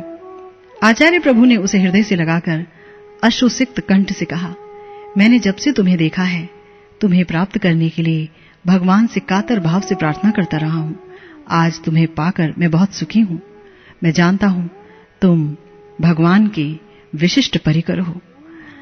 तो ये नवयुवक थे महाप्रभु के लीला परिकर और श्री चिरंजीव सेन के पुत्र सुविख्यात श्री रामचंद्र कविराज। रामचंद्र जी फिर लौटकर घर नहीं गए। यथाविधि आचार्य प्रभु से दीक्षा प्राप्त कर वे काय मन वाक्य से उनकी सेवा करने लगे। तो श्रीनिवासाचार्य प्रभु का आविर्भाव श्रीमन महाप्रभु की लीला के अंतिम समय में हुआ था, जब लीला संवरण का क्रम प्रारंभ होने को था। इसलिए एक एक कर महाप्रभु के सभी लीला परिकरों का विरह दुख देखना उनके लिए अनिवार्य था। कुछ दिन हुए उन्हें संवाद मिला कि नीलाचल में महाप्रभु के शेष लीला परिकरों का एक के बाद एक अंतर्धान हो गया है और श्यामानंद जी ने दुखित हो वृंदावन जाने का निश्चय किया है। एक दिन अकस्मात संवाद मिला कि श्री नरहरि सरकार ठाकुर भी अब नहीं रहे। तब श्रीनिवासाचार्य जी को असहनीय दुख हुआ। वे भी श्री वृंदावन की यात्रा पर चल दिए। श्रीनिवासाचार्य जी के वृंदावन धाम पहुंचने के 10 दिन पूर्व श्री हरिदासाचार्य जी का तिरोधान हो गया, पर श्री गोपाल भट्ट गोस्वामी, श्री जीव गोस्वामी, श्री लोकनाथ गोस्वामी और श्री भूगर्भ गोस्वामी अभी प्रकट थे। सब श्रीनिवास जी को अकस्मात देख करके बहुत ही आनंदित हुए। इधर श्रीनिवासाचार्य जी के अभाव में भक्तों को गौड़ अंधकारमय लगने लगा। रामचंद्र जी इस अभाव को दूर करने का उपाय सोच ही रहे थे कि उन्हें आचार्य प्रभु को श्री वृंदावन से लिवा लाने का रघुनंदन ठाकुर का आदेश मिला। वे भी श्री वृंदावन धाम पहुंच गए। आचार्य प्रभु के इशारे से वे गोपाल भट्ट गोस्वामी जी की सेवा में जुट गए। उनका असाधारण पांडित्य और कवित्व प्रतिभा देखकर गोस्वामी गण ने उन्हें कविराज की उपाधि से विभूषित किया। श्यामानंद जी भी इसी समय वृंदावन पहुंच गए थे। रामचंद्र कविराज जी के वृंदावन पहुंचने के कुछ ही दिन बाद श्रीनिवासाचार्य जी ने गोपाल भट्ट गोस्वामी आदि से गौड़ देश जाने की आज्ञा मांगी। गोस्वामी गण ने श्यामानंद और रामचंद्र के साथ उन्हें विदा किया। उनके साथ वाहकों द्वारा कुछ ग्रंथ भी भेज दिए, जिनकी श्री जीव गोस्वामी जी ने और बाकी गोस्वामियों ने उनके वृंदावन से चले जाने के बाद रचना की थी। श्रीनिवासाचार्य प्रभु विष्णुपुर होते हुए याजीग्राम गए। वीरहामवीर जी ने पहले एक खत लिखकर उनसे विष्णुपुर आने की प्रार्थना की थी, पर तब उनका जाना संभव नहीं हुआ था। इस बार अकस्मात श्यामानंद और रामचंद्र के साथ उन्हें प्राप्त कर वे आनंद से विभोर हो गए। श्यामानंद जी को आचार्य प्रभु ने 10 दिन बाद उड़ीसा भेज दिया। स्वयं वीरहामवीर जी के आग्रह पर 2 महीने तक वो वहां रुके रहे। इस बीच राजा ने आचार्य प्रभु के कहने पर श्री कालाचांद विग्रह की स्थापना की। आचार्य प्रभु ने स्वयं श्री विग्रह का अभिषेक किया। उनके द्वारा प्रतिष्ठित श्री कालाचांद की सेवा आज भी विष्णुपुर में विधिवत चल रही है। 2 महीने बाद किसी प्रकार राजा और महारानी को संतुष्ट कर श्रीनिवासाचार्य ने याजीग्राम के लिए प्रस्थान किया। यहाँ जो रामचंद्र कविराज जी थे, उनके भाई गोविंद अपने पिता की तरह दुर्गा देवी के बहुत बड़े भक्त थे। पिता की तरह ही वो बहुत बड़े पंडित और कवि भी थे। उनके द्वारा रचित देवी महात्म्य मूलक पद पदावलियों का आज भी भक्त समाज और साहित्य जगत में बड़ा ही आदर है। रामचंद्र जी की हार्दिक इच्छा थी कि गोविंद भी वैष्णव धर्म अंगीकार कर उनके सहयोगी बन जाते और अपनी कवित्व शक्ति का श्री कृष्ण का गुणगान करने में प्रयोग करते। उन्होंने कई बार इस संबंध में गोविंद से अनुरोध किया, पर देवी मां के चरणों में आत्मसमर्पित गोविंद पर इसका कुछ असर न हुआ। भगवान से मन ही मन कातर भाव से प्रार्थना करना प्रारंभ किया। भगवान ने उनकी सुन ली। कुछ घटनाएं ऐसी घटी कि गोविंद को वैष्णवी दीक्षा लेनी पड़ी।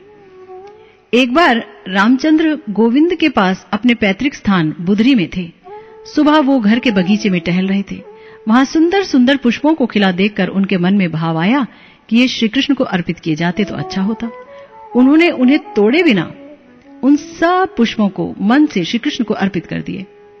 उन पुष्पों को तोड़कर जब गोविंद अपने घर के मंदिर में देवी के चरणों में अर्पित करने जा रहे थे, तो देवी ने साक्षात प्रकट होकर दोनों हाथ फैलाते हुए कहा, गोविंद, ये फूल मेरे भगवान, मेरे प्रभु श्री कृष्ण की प्रसादी है। इन्हें मेरे चरणों में ना देकर मेरे हाथ में दो। गोविंद ने आश्चर्य भाव से देवी की ओर देखा और वो पुष्प उनके हाथों में दे दिए। इस प्रकार देवी मां ने संकेत किया कि श्री कृष्ण की भक्ति ही श्रेष्ठ है, पर फिर भी गोविंद देवी के प्रति अपनी निष्ठा में दृढ़ रहे। कुछ दिन बाद उनके घर में एक वैष्णव अतिथि आए। स्नान के बाद आने के लिए जब वे मंदिर में गए तो मुंडमाला पहने देवी की मूर्ति को देखकर बड़े ही विरक्त हो उठे। पर देवी की मूर्ति के पास ही एक पृथक सिंहासन पर शालिग्राम शिला देख करके उनकी विरक्ति जाती रही। देवी की पूजा के लिए सजाकर रखी हुई नैवेद्य आदि सामग्री शालिग्राम जी को अर्पण कर दी। उनके चले जाने के बाद जब नित्य देवी की पूजा करने वाले ब्राह्मण पुजारी आए तो उन्होंने बिना जाने वही प्रसादी नैवेद्य देवी को समर्पण कर दिया। उसी दिन रात में देवी मां ने गोविंद को स्वप्न दिया। स्वप्न में संतोष और तृप्ति की मुस्कान के साथ उन्होंने गोविंद से कहा, गोविंद, इतने दिन से तुम्हारे घर में मैं अनिवेदित वस्तु ही भोग करती आई हूँ। आज तुमने मेरे प्रभु का प्रसाद समर्पण कर मुझे बहुत सुखी कर दिया। सर्व अवतारी श्री कृष्ण ही मेरे और तुम्हारे, हम सबके प्रभु हैं। आज से तुम भी उनकी उपासना किया करो। इसके बाद देवी ने संकेत ही नहीं, श्री कृष्ण की उपासना का स्पष्ट आदेश भी दिया, पर इसका भी गोविंद पर कोई असर न हुआ।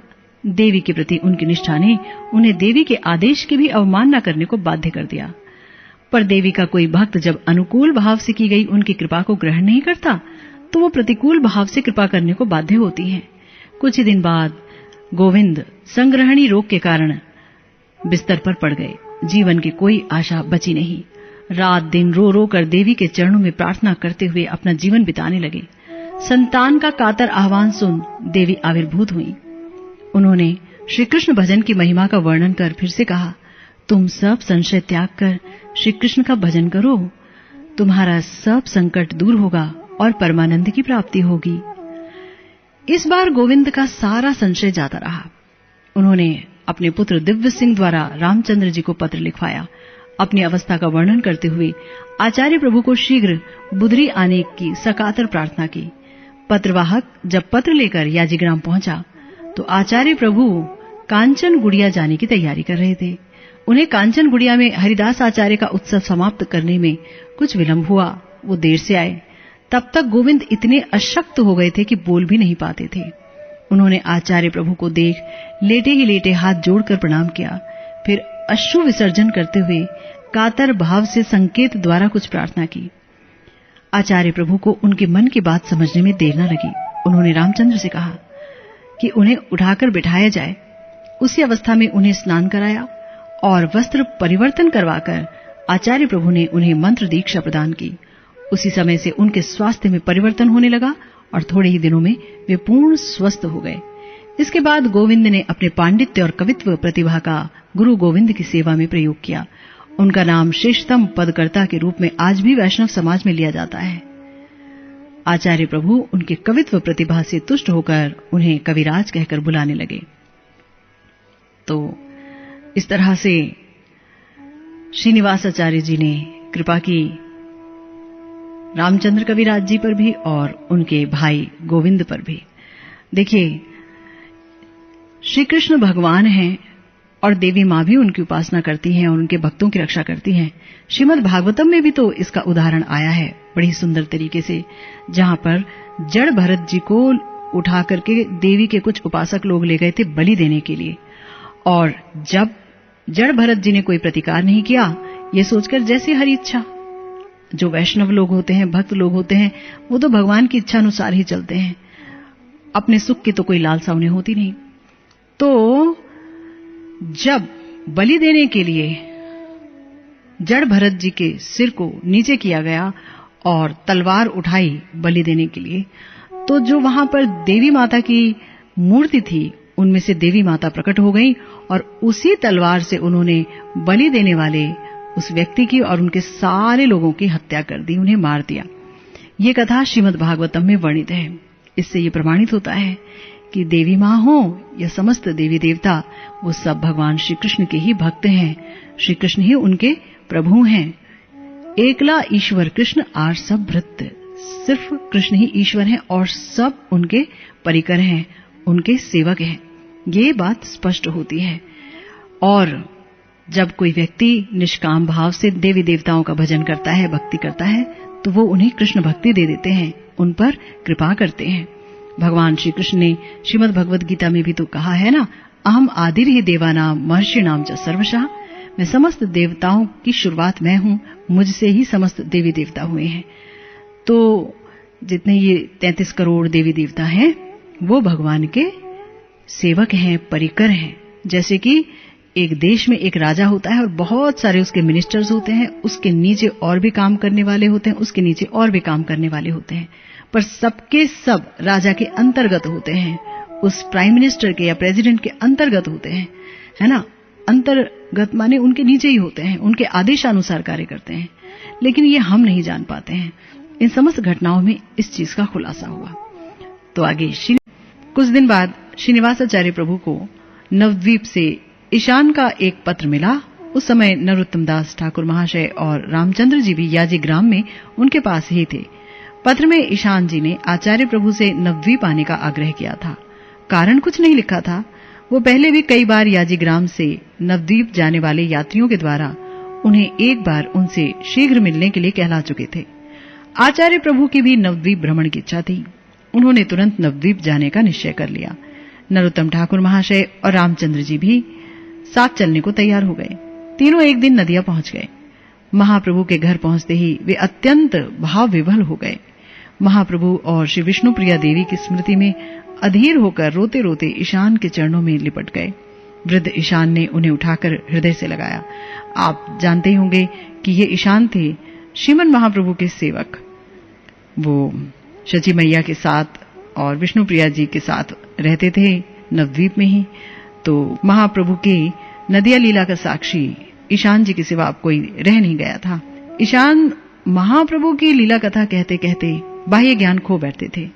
जिस प्रकार ईशान गौड़ में महाप्रभु की लीला कथा के सर्वश्रेष्ठ वक्ता थे, उसी प्रकार आचार्य प्रभु, नरोत्तम और रामचंद्र महाप्रभु की कथा के सर्वश्रेष्ठ श्रोता थे। ईशान महाप्रभु की कथा के उपयुक्त श्रोताओं के बीच महाप्रभु की कथा कहकर अपनी विरह व्यथा को कम करने के लिए सदा उत्सुक रहते थे। आचार्य प्रभु, नरोत्तम और रामचंद्र महाप्रभु की लीला के प्रत्यक्ष दृष्टा उनके परिकरों से उस कथामृत को सुनकर अपने विरह ताप दूर करने को व्याकुल रहते थे। आज ईशान वक्ता थे और आचार्य प्रभु, नरोत्तम दास ठाकुर महाशय और रामचंद्र जी श्रोता थे। ईशान आंसू पूंछते जा रहे थे और महाप्रभु की नवद्वीप लीला का वर्णन करते जा रहे थे। इस प्रकार सारा दिन बीत गया। दूसरे दिन ईशान ने तीनों अतिथियों को ले जाकर नवद्वीप में महाप्रभु की विभिन्न लीला स्थलियों का दर्शन कराया। तीसरे दिन वे विदा हो गए। उन्हें विदा करते समय ईशान ने आचार्य प्रभु की तरफ एक रहस्यमय दृष्टि से देखते हुए हाथ हिलाकर विचित्र ढंग से कुछ इशारा किया। उस इशारे का मर्म कोई समझ न सका, पर आचार्य प्रभु समझ गए कि ईशान कह रहे हैं कि वे अब शीघ्र ही लीला संवरण करेंगे। ये उनका अंतिम मिलन था। याजीग्राम पहुंचने से पहले ही मार्ग में उन्हें संवाद मिला कि ईशान नित्य लीला में प्रवेश कर गए थे। वे समझ गए कि लीला संवरण करने से पूर्व वे एक बार उनसे मिल लेने की ही प्रतीक्षा कर रहे थे और यही उनके बार बार निमंत्रण भेजने का कारण भी था। याजीग्राम पहुंचकर हठात एक दिन आचार्य प्रभु का मन रघुनंदन के पास जाने को मचल उठा। वे इसका कुछ कारण न समझ पाए, तो भी वे श्रीखंड चले गए। रघुनंदन उन्हें देखकर बहुत प्रसन्न हुए। कुछ समय बाद उन्हें एकांत में ले जाकर बोले, महाप्रभु के सभी परिकर एक एक करके चले गए। उनका सुखमय संग छोड़कर अब मेरी जीते रहने की इच्छा बिल्कुल नहीं है। देखो, करुणा में प्रभु कब मेरी वासना पूर्ण करेंगे। इतना कहकर उन्होंने एक लंबी सांस ली और चुप हो गए। आचार्य प्रभु समझ गए कि वे भी अब अपनी लीला शीघ्र ही संवरण करेंगे। 2-1 दिन बाद रघुनंदन ने नाम यज्ञ की आज्ञा दी। नाम यज्ञ में उन्होंने स्वयं योगदान दिया। तीसरे दिन कीर्तन करते करते वे भाव विवल हो गए और उच्च स्वर से श्री कृष्ण चैतन्य नाम उच्चारण करते करते महाप्रभु का आह्वान करने लगे। महाप्रभु ने उनकी पुकार सुन ली और उनके प्रेम नेत्रों के समक्ष प्रकट होकर उन्हें अपने साथ ले गए। तो ऐसे बहुत ही सुंदर और बहुत ही मर्मस्पर्शी घटनाएं घटती रही श्री श्रीनिवासाचार्य प्रभु के साथ। श्रीनिवासाचार्य जी के जो शिष्य थे रामचंद्र, वो बहुत ही प्यारे शिष्य थे। नरोत्तम दास ठाकुर महाशय आचार्य प्रभु को महाप्रभु का ही द्वितीय स्वरूप मानते थे, पर दोनों आचार्य प्रभु के प्रति इतना समर्पित थे कि उनका उनसे पृथक कोई अस्तित्व ही नहीं था। तीनों के पारस्परिक प्रेम ने तीनों के तन, मन और आत्मा का ऐसा एकीकरण कर दिया था कि उनके आपस के व्यवहार में शास्त्रीय विधि निषेध का कोई प्रश्न ही नहीं रह गया था। आचार्य प्रभु रामचंद्र की सेवा ग्रहण करते थे और रामचंद्र भी कभी कभी आवश्यकता पड़ने पर आचार्य प्रभु की सेवा बिना किसी प्रकार की दुविधा के ग्रहण करते थे। रामचंद्र में यदि लेश मात्र भी अहम बुद्धि होती तो वे उनकी सेवा ग्रहण करने की कल्पना भी नहीं कर सकते थे। शिष्य के प्रति गुरुदेव के आसन पर बैठकर उनके द्वारा व्यवहृत पात्र में प्रसाद ग्रहण करना नीति विरुद्ध है, पर रामचंद्र बिना किसी संकोच के ऐसा किया करते। आचार्य प्रभु कभी कभी रामचंद्र और ठाकुर महाशय को अगल बगल बैठाकर एक साथ प्रसाद ग्रहण करते। जो प्रसाद सुस्वादिष्ट लगता उसे अपने पात्र में से उठाकर उन दोनों को दे देते। तत्कालीन समाज की व्यवस्था के अनुसार इस प्रकार का आचरण नीति के विरुद्ध इसलिए भी जाना जाता था क्योंकि रामचंद्र और नरोत्तम ठाकुर ब्राह्मण नहीं थे। एक बार ठाकुरानी गण ने आचार्य प्रभु से इस संबंध में प्रश्न किया। तब उन्होंने कहा, उन दोनों के देह को मेरी देह से पृथक न मानना, वे दोनों मेरी भुजाएं हैं। आचार्य प्रभु अक्सर नरोत्तम ठाकुर और रामचंद्र के संग के लोभ से खेतुरे जाया करते। नरोत्तम ठाकुर और रामचंद्र आचार्य प्रभु के संग के लोभ से अक्सर याजीग्राम जाया करते। तो एक बार जब रामचंद्र और नरोत्तम जी याजीग्राम में थे तो आचार्य प्रभु ने रामचंद्र जी से कहा, तुमने ब्याह किया है, पत्नी के प्रति तुम्हारा कर्तव्य है, पत्नी संभाषण के उद्देश्य से तुम आज ही घर चले जाओ। विवाहित होते हुए भी रामचंद्र अखंड ब्रह्मचारी ही थे। उन्हें ना तो बाहरी स्मृति थी, ना ही देहाभिमान। उनका अंदर बाहर सब गुरुमय था। गुरुदेव का आदेश घर जाने का हुआ था, इसलिए उन्हें बिना विचारे उसका पालन करना था। वे उसी दिन दोपहर में घर चले गए। पत्नी रत्नमाला अचानक ही उन्हें आया देखकर आनंद विभोर हो गई और उनकी सेवा में नियुक्त हुई। रात्रि के समय निभृत शयन कक्ष में रामचंद्र ने उनसे बातें करना प्रारंभ किया। आलाप का विषय गुरुदेव के सिवा और क्या हो सकता था। वे गुरुदेव का गुणगान करते जाते और आंसू बहाते जाते। रत्नमाला स्थिर दृष्टि से पतिदेव का मुख कमल निहारते हुए बीच बीच में अपने आंचल से उनके आंसू पोंछती जाती। पतिदेव का कथामृत पान करते करते धीरे धीरे उनका मन भी एक अप्राकृत भावराज्य में प्रवेश कर गया।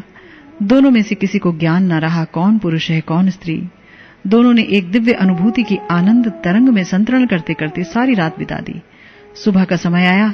रामचंद्र उठ खड़े हुए और बोले, गुरुदेव की सेवा का समय हो गया, अब विलंब करना ठीक नहीं। रत्नमाला से विदा लेकर जब वे जाने लगे तो सहसा ध्यान आया कि गुरुदेव के आदेश अनुसार पत्नी संभाषण तो हुआ नहीं। उन्होंने रत्नमाला को एक बार आलिंगन किया और चल दिए। वे जब याजीग्राम में गुरुदेव के निवास स्थान पर उपस्थित हुए तो नरोत्तम दास ठाकुर महाशय उस समय आंगन में झाड़ू दे रहे थे। उनकी दृष्टि रामचंद्र के ललाट पर लगे सिंदूर पर पड़ी, जो पत्नी को आलिंगन करते समय लग गया था। उसे देखते ही वे क्रोध भरे स्वर में बोले, कहाँ गए थे, माथे पर यह सिंदूर कैसा?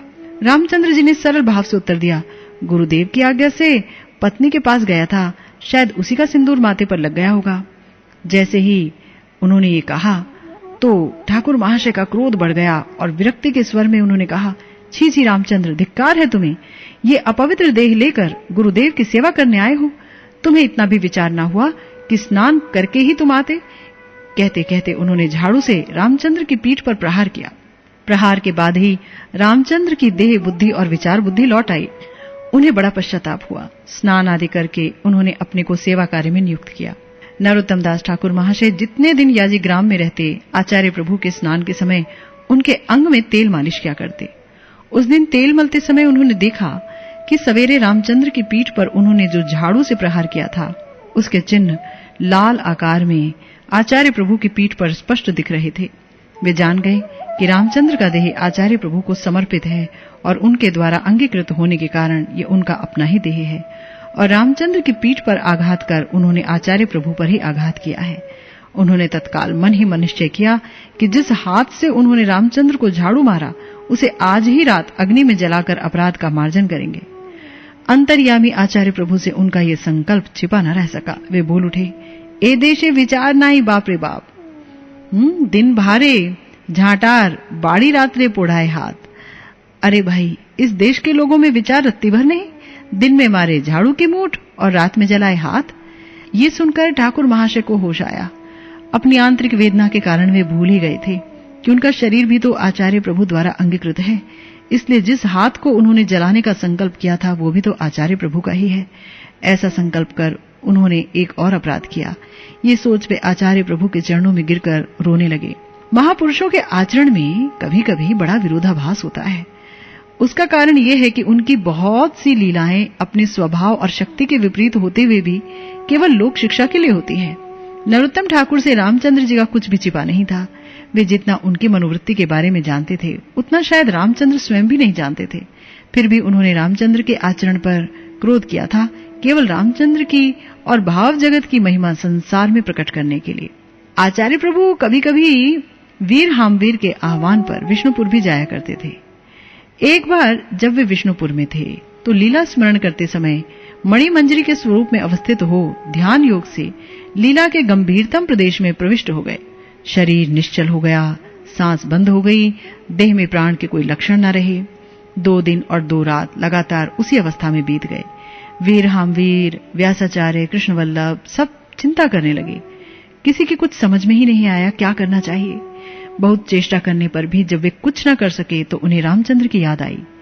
आचार्य प्रभु की मनोवृत्ति को वे ही अच्छी तरह समझते थे, और यदि उन्हें बाह्य दशा में लाने का कोई उपाय किया जा सकता था तो वो रामचंद्र द्वारा ही किया जा सकता था।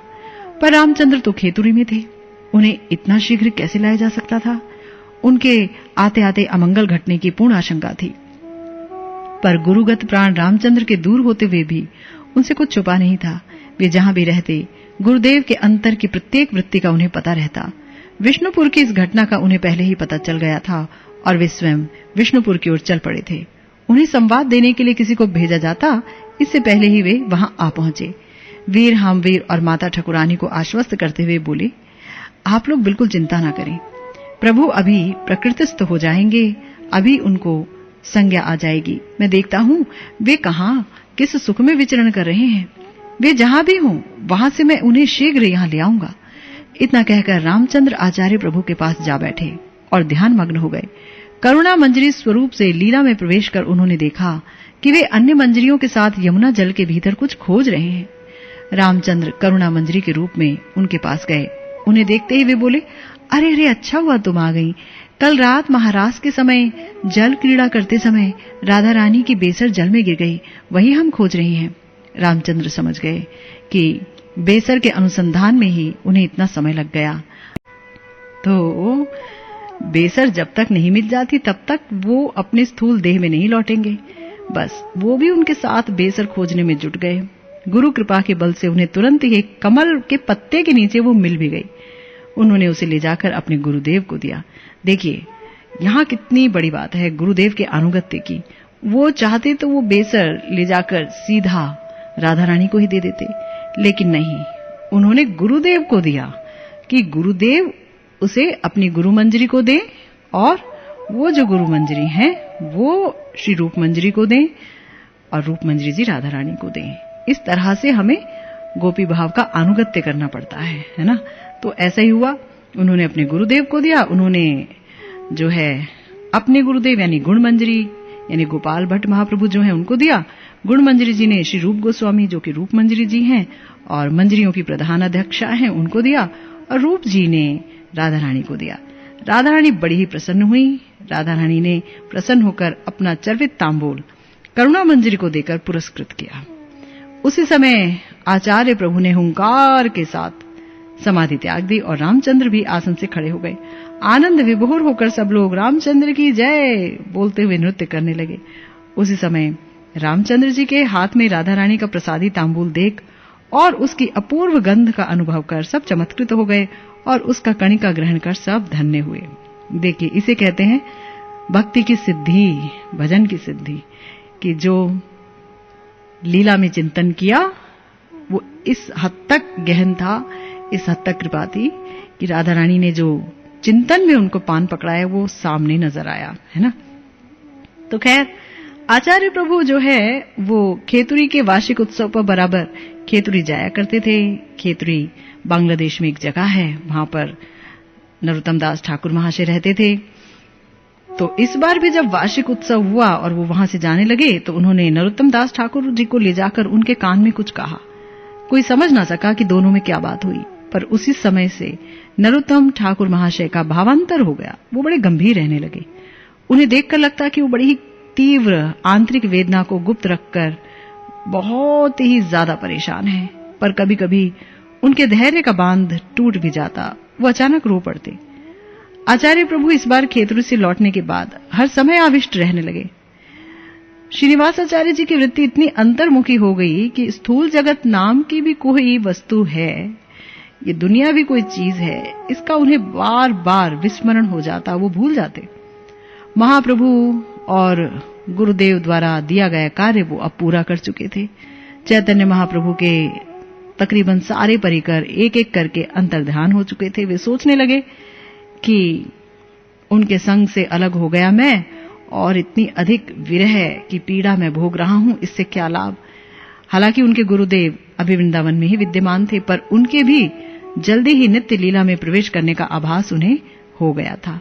तभी उन्होंने भी उनका अनुसरण करने का निश्चय किया और नरोत्तम दास ठाकुर महाशय से अपने हृदय की बात कही। कुछ ही दिन बाद वृंदावन से गोपाल भट्ट गोस्वामी जी और श्री लोकनाथ गोस्वामी के अंतर्धान का समाचार मिला। अब श्रीनिवासाचार्य के लिए जीवन का बोझ ढोते रहने का कोई औचित्य ही नहीं रह गया। उन्होंने रामचंद्र जी के साथ वृंदावन जाकर राधा कृष्ण पदांकित उस पवित्र भूमि में उस शुभ क्षण की प्रतीक्षा करने का निश्चय किया जब गुरुदेव का इशारा पाते ही वो अपनी लौकिक लीला संवरण कर उनके चरणों के समीप जाकर उपस्थित होने का सौभाग्य प्राप्त कर सकेंगे। उसी समय उन्होंने नरोत्तम दास ठाकुर महाशय को रामचंद्र को उनके साथ वृंदावन भेजने के लिए चिट्ठी लिखी। चिट्ठी पाते ही नरोत्तम दास ठाकुर महाशय व्याकुल हो गए। खेतुरी से विदा होते समय आचार्य प्रभु ने उनसे जो कुछ कहा था उसकी ये प्रथम कड़ी थी। उन्होंने जान लिया कि आचार्य प्रभु की ये अंतिम यात्रा है। आचार्य प्रभु की गोपनीय वार्ता में कुछ ऐसा संकेत भी रहा होगा जिससे उन्होंने ये भी जान लिया कि रामचंद्र की भी यही अंतिम यात्रा है। ये सोच सोचकर वे अत्यंत विचलित हो गए। रामचंद्र जी के पास जाकर उन्हें दृढ़ आलिंगन कर रोने लगे। रामचंद्र भी समझ गए कि गुरुदेव के साथ उनका भी लीला संवरण करने का समय आ गया, क्योंकि नरोत्तम दास ठाकुर महाशय ने उन्हें आचार्य प्रभु की गोपनीय कथा का अभिप्राय पहले ही बता दिया था। वे भी विच्छेद वेदना के कारण अधीर हो उठे। कौन किसे सांत्वना देता।